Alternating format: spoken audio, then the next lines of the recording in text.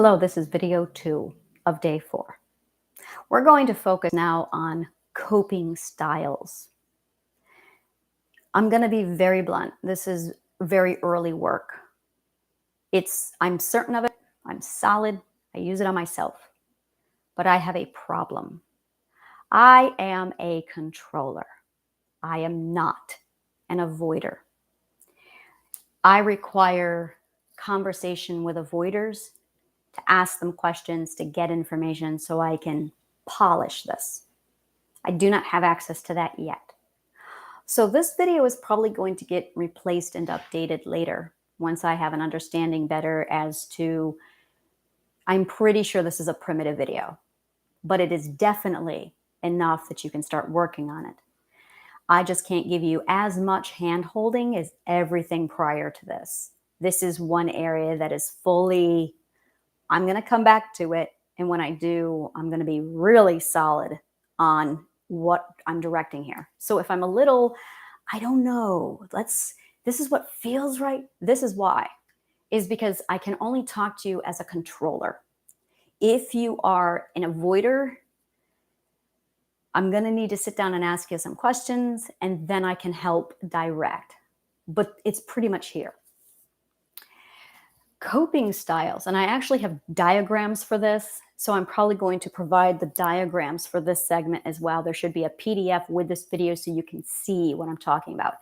Everything is a spectrum, okay? And everyone starts off with your comfort zone, and then you get into your discomfort zone. That's the growing stage. And then you enter another level of growing or discomfort where you stop growing and you start to feel pain. And then it goes full-blown pain. The last stage is trauma, where your entire system actually gets rewired. And that's when your fear system turns on and your whole system changes, and that's when it malfunctions. So let's look right at the part where you are out of your comfort zone and you're right in that beautiful stage of growth and discomfort.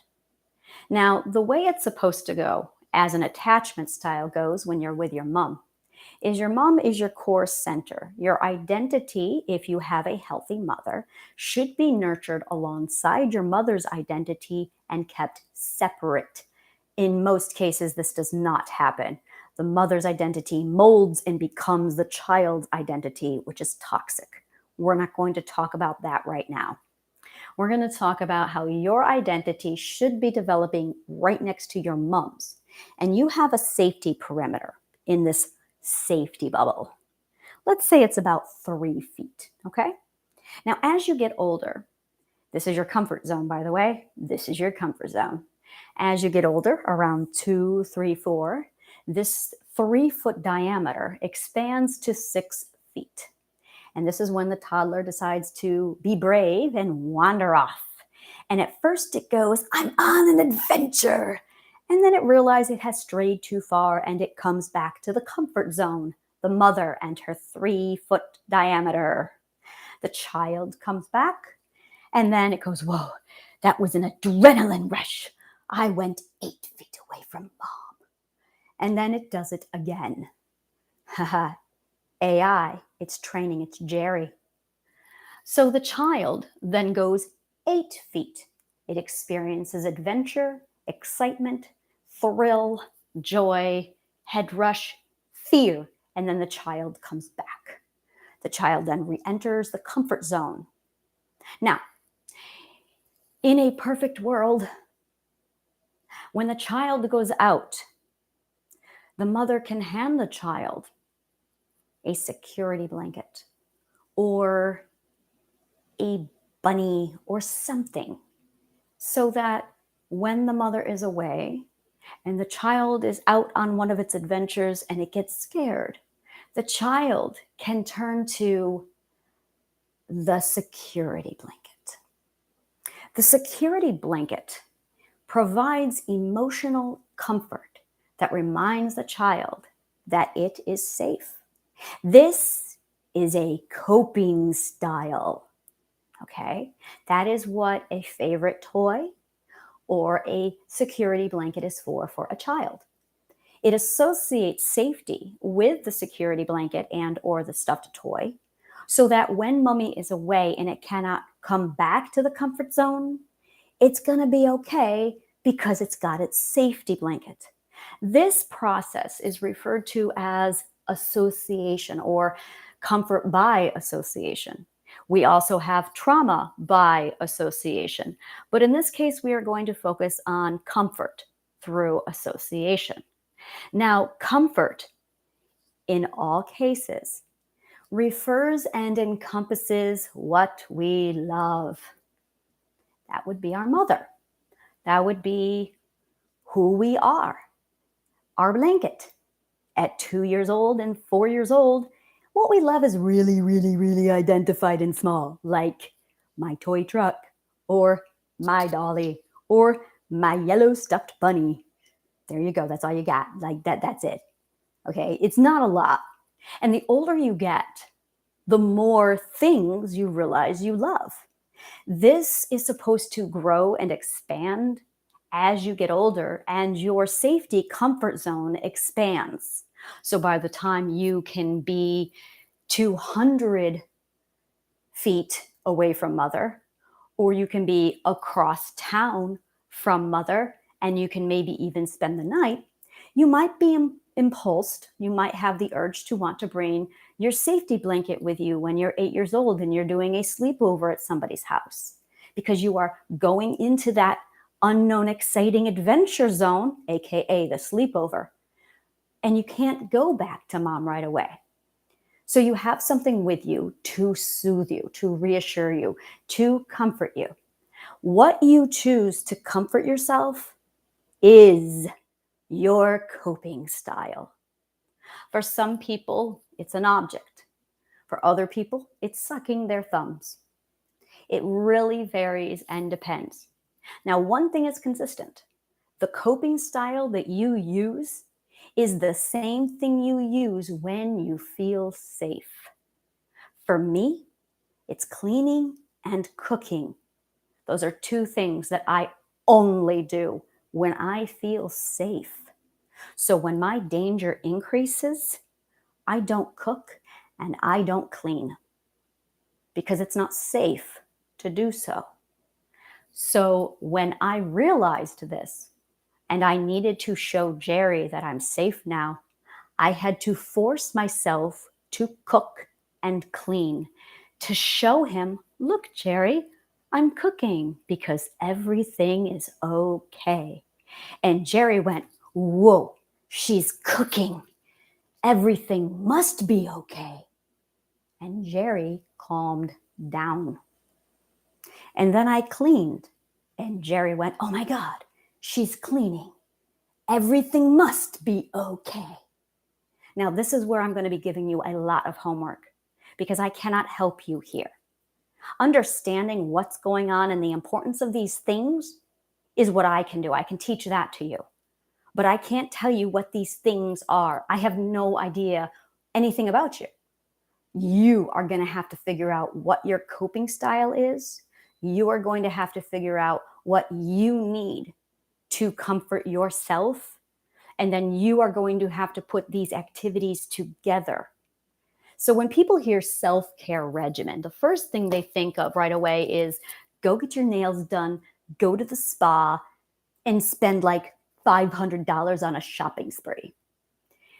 So a lot of people then follow it up with, I don't have the money for a self-care regimen. That is not at all what self-care regimens are. And then there's the people who think that it means yoga and meditation and drinking water and healthy exercise and going for walks. And they're confusing physical wellness with self-care regimen. So, and then there's the other people who think that self-care regimen means taking your vitamins on time, taking your medications, taking a shower, making sure you get dressed every morning and you're not laying in bed. Self-care is very simply self-soothing, self-comforting, and it is your coping style. Now, self-care yes, physical self-care, wellness self-care is absolutely focused on making sure you take your vitamins, making sure you take your medication, making sure you take your shower.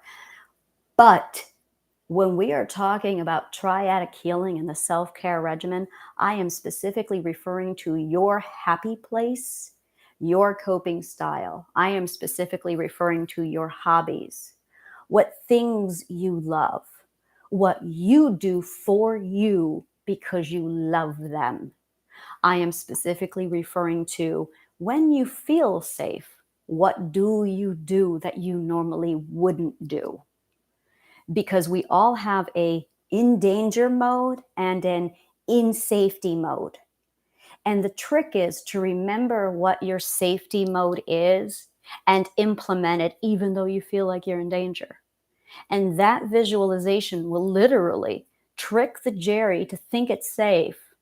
And Jerry will believe it's safe and Jerry will calm down. So I'm going to put together exercises to help you find your coping style. And this is where, as a controller, I know what that looks like. As an avoider, I need to have a dialogue with you. So I'm going to put this out there. If you're a controller, yeah, I would love to talk to you. And if you've purchased this program and you are an avoider, please reach out to me because I would love to sit down, pull this apart with you, and I will absolutely give you whatever information and guidance that I have been able to put together. So yeah, absolutely. And I'm still like talking to my family about it. I'm talking to my friends about it and my children, trying to figure out, okay, what is your coping style? I'm still working this out. And as soon as I have the answers, I'm definitely going to be redoing this particular video, or I'm going to be updating, giving you a new one like, okay, I did the work, I did the research, and this is what I came up with. So I'm going to talk now specifically from a controller's point of view. The coping style, there's three types. There's the controller, there's an avoider, and then there's somebody who does both. Now, I believe that the coping style is directly linked to your attachment style. I believe that an attachment style is very much your coping style in emergency mode. So for me, I was anxious attachment, which meant I'm a controller. If you are an avoiding attachment style, it's because you're an avoider.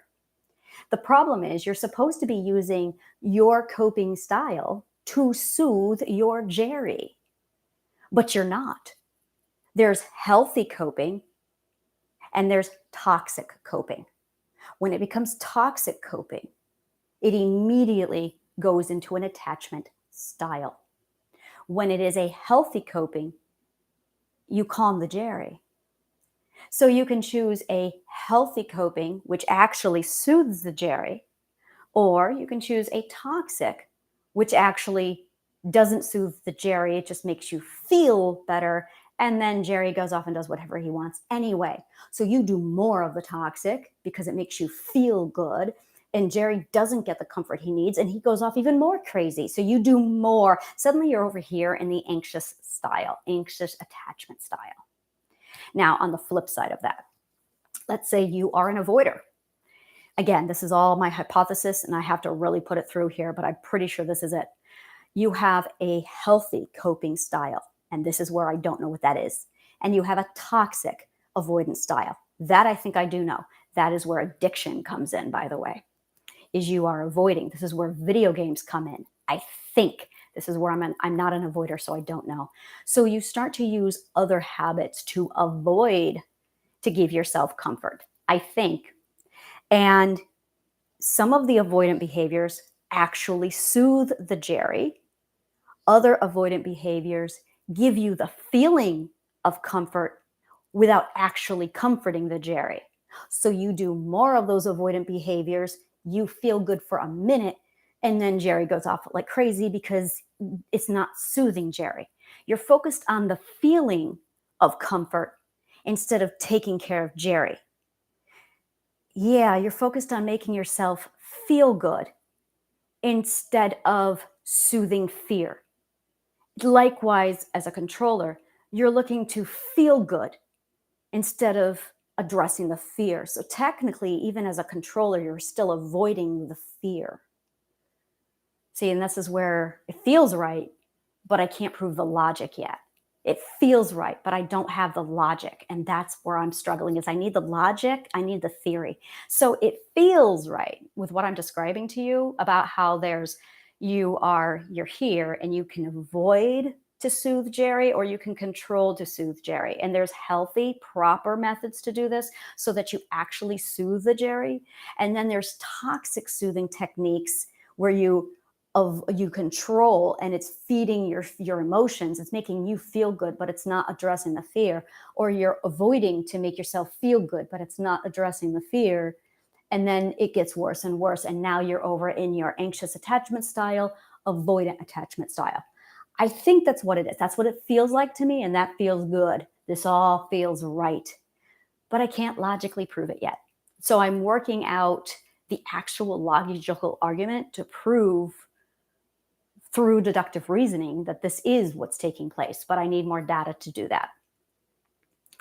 So the question needs to be, what is a healthy coping style versus an unhealthy one? Now I can tell you right away.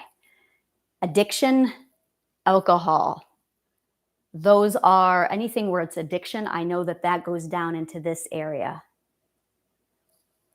Alcohol, workaholicism. That's what a controller does. That's their addiction. Workaholicism. Workaholic is an avoidant, and you're not addressing the fear. You're not addressing the problem. This all broke through for me one day when I called up a friend of mine and we were talking. She's a freelancer and she was not able to find any work projects. And it's the longest she has ever been without working. And her financial situation is pressing down on her and she's feeling out of control. And she was venting. She was not venting. She was looking for support. So she was telling me all about her issues. And she's like, you know what? I know that, my money situation is getting worse. So I went ahead and took some leftover paint and I painted the living room and I rearranged the furniture and I've been exercising every day. And I screamed out of excitement and enthusiasm. I said, son of a bitch, you are a controller and you found a healthy way to siphon and direct your coping style to calm your Jerry down without turning your control or lack of control into a toxic situation that would lead to an anxious attachment style. And she went, oh my God, that's so me. Oh my God. It was like this eye-opening revelation. And I have not yet had that same epiphany with an avoider. So I don't know. But with controller, it made perfect sense. And I'm the same way because I'm a controller. I get this. I was able to immediately go, oh, I know what you did. So when I struggle with a problem, when I feel out of control and I need to soothe my Jerry, I go to work. This is a beautiful marriage for me. I go to work.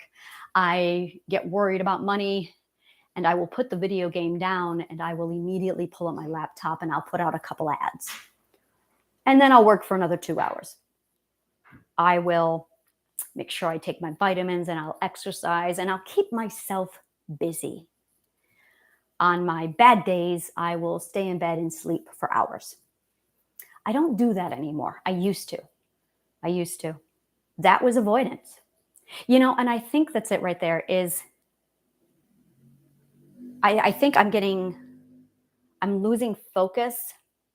I'm getting distracted because I'm using the word controller and avoider for coping styles. And I think that's throwing my research off. I think that's why. I think the words are wrong. Because, maybe I need to get rid of the avoider controller terminology because that's textbook. That comes from the world of psychology. And I think that's my limit. I need to stop thinking that. Because when I take away those terms and I think of it as healthy coping, toxic coping, that makes a lot more sense. I need to completely redesign this. So this is where I'm going to stop it and say, I need to break the coping style down and just dig into this further. So what this means for you right now is we can still do the assignments. I just can't give you the theory behind it. But the assignments are solid. Everything still is solid. I just can't explain the logic to coping styles yet. And it's simple. This is something where I'm going to really break it down for you. If it's not healthy for your body, if it's not healthy if it's not actually soothing your anxiety, then it's toxic. The goal is to soothe the Jerry. And if you're not addressing Jerry, if you're avoiding Jerry, if you are distracting yourself from Jerry, if you are projecting your problems onto other people, that's toxic and that's not solving the problem.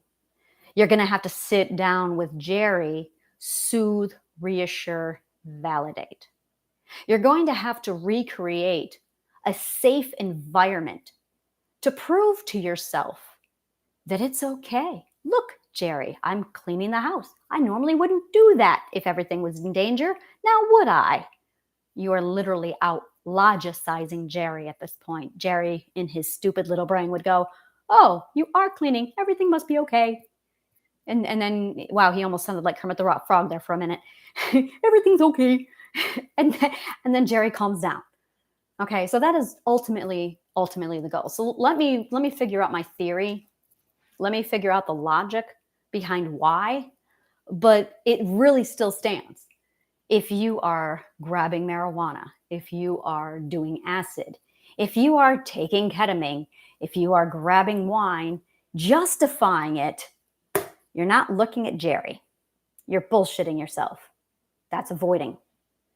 If you are cutting, if you are impulsively doing other behaviors, any impulsive behavior that you have to do to feel safe, if it is anything that is feeling safe, that's Jerry. That is not coping. And that's really it. You have to separate yourself from the, you gotta feel safe. And that's it. There's Jerry coming at you going, you gotta feel safe. And that's where you really need to step back and say, no, no, no, I am not going to go spend $1,000 at the store. No, I am not going to drink alcohol. I am not going to do drugs. What I am going to do is talk to you about what you're afraid of.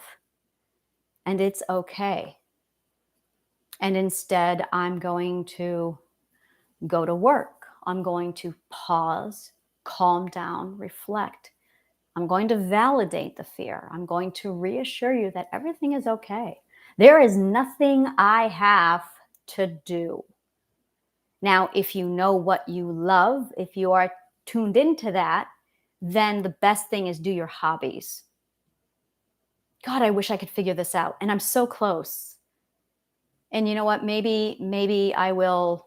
Yeah, I really just need to and I know how to dig out this answer. I need to just do it once and for all.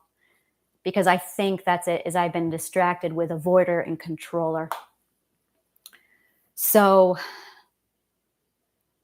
yeah. What I'm going to do is I'm going to end this video. I'm going to give it to you. And maybe we shouldn't focus on coping styles. I know I'm all over the place right now.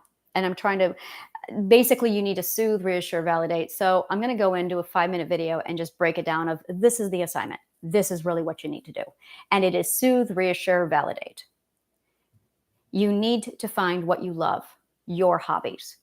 And when you feel the urge to do, when you feel motivator emotions, which I need to get into emotional management. So when you feel the emotions, you know what they are. So you can then go, oh, this isn't me. This is a motivator emotion because Jerry wants me to do something. When you have the impulse or the urge to do, and you feel like your life is dependent on it, that's Jerry. That's fear.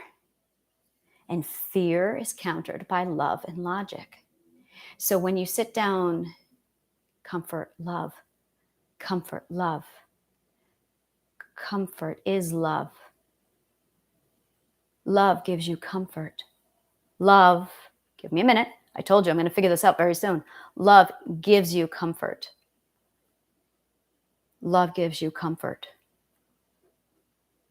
Love is comforting. Comfort is love. Just a minute, I'm going to Google this definition just to confirm.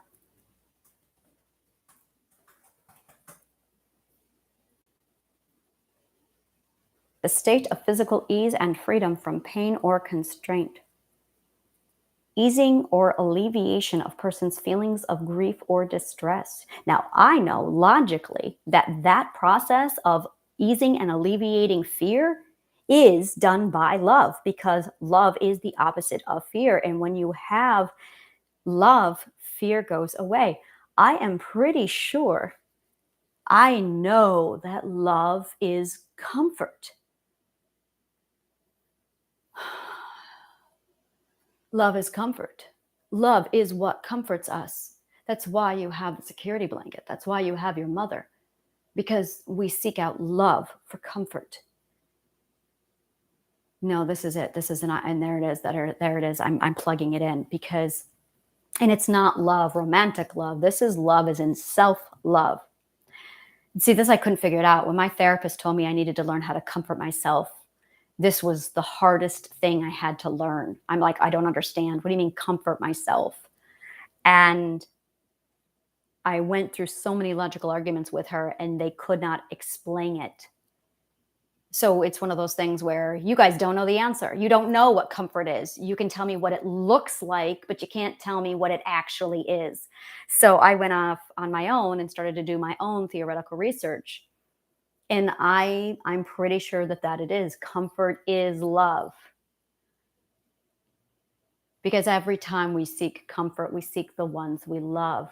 But, and here's the problem, we don't need other people. That is projection.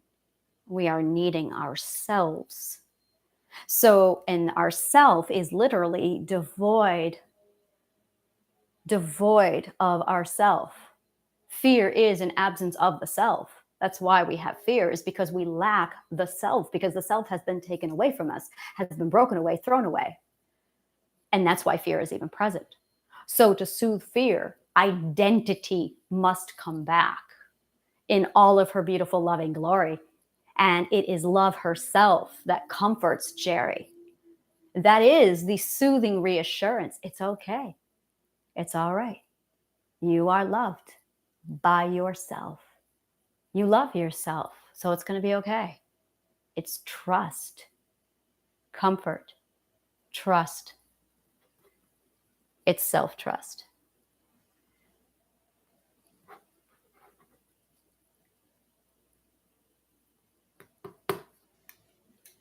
It is self-trust, self-love. And that's exactly what I was going to say to you prior to this whole video was, you basically need to do things that you love. You need to do things that celebrate the self. And yeah, that's it. Like, you really need to sit down and figure out what you love. Now, for people who don't know what they love, this is where we're going to work on taking fear of the unknown and turning it into an adventure. Fun and excitement, okay? I'm going to talk about that here in a moment. That's going to be in the next video. I'm still not sure if I want to give you this video. I kind of do, but it's not for academic purposes. It's more for research purposes. Like, take a look at this video, listen to it, but take whatever you want from it. It's a work in progress.